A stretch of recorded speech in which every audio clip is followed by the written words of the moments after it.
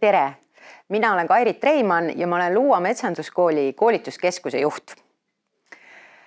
Luua Metsanduskool on nende samade metsade vahel siin olnud juba üle 70 aasta ja sellist nalja pole veel juhtunud, et kool kinni pannakse. No nüüd see siis juhtus sellel kevadel.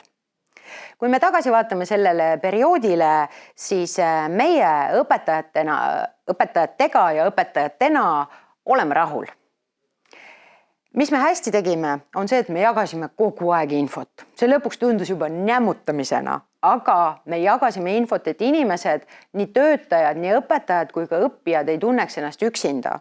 Meil oli näiteks iga argipäev kell 9:30 oli õpetajatel Teamsis kohvipaus, kus siis sai kõik vajalikud teemad läbi arutatud ja sai ka niisama juttu ajada, et selline tunne on, et keegi on ikka veel kuskil, et ma ei ole täiesti üksi. Loomulikult oli õpetajatel hästi suur koormus. Ja ka meie õppekorraldusüksusel oli väga suur koormus, sest kõik need teoreetilised ained tuli ettepoole tõsta ja kõik praktilised ained lükkasime siis teadmatusse. Sest no tõesti ei ole võimalik praktikat teha niiviisi, et õpetaja on kuskil Zoomi keskkonnas saak käes ja õpilane on siis telefoniga metsas saak käes, et kuidas tõesti langetust teha. Ja nii ta oli, et 2 kursusel lõpetamine venis ka, sest nad ei saanud oma lõputöid ära teha, et arboristid ei saanud oma praktikaid ära teha ja puittaimede hindajad ka.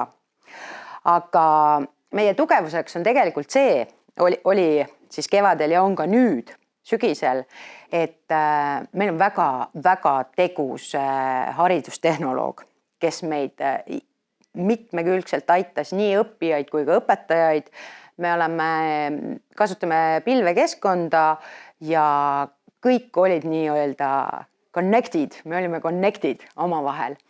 Et nii palju kui võimalik oli, tegime siis selliseid online tunde ja olid siis ka nii-öelda e-õppepäevad. See on keeruline, see oligi keeruline, sest tegemist meil on 350 täiskasvanud õppijat, kes kõik kasutasid seda aega nii-öelda oma töö tegemiseks, et küll ma jõuan neid kooli asju teha, siis tõesti see nägigi välja niiviisi, et inimesed osalesid loengus kuskil Harvesteri kabiinis, olid nad ise või kuskil mujal metsas, telefon käes. Et kõike saab tegelikult. Täienduskoolitustega läks nii, et lükkasime edasi nii palju kui sai, aga need, mida ei saanud edasi lükata, siis kõigepealt koolitasime koolitajat, kuidas seda teha, siis koolitasime osalejaid, et ma ise tegin päris mitme metsaväljaveo autojuhiga, õpetasin neile Zoomi, see oli nii tore. Et mina olin oma köögis ja nemad olid enda juures, enda kodus ja siis ainult kulmud paistsid. Ma ütlesin, et liiguta kaamerat nüüd. Et see oli tore. Aga tegelikult me saime hakkama ja see kogemus on igati väärt.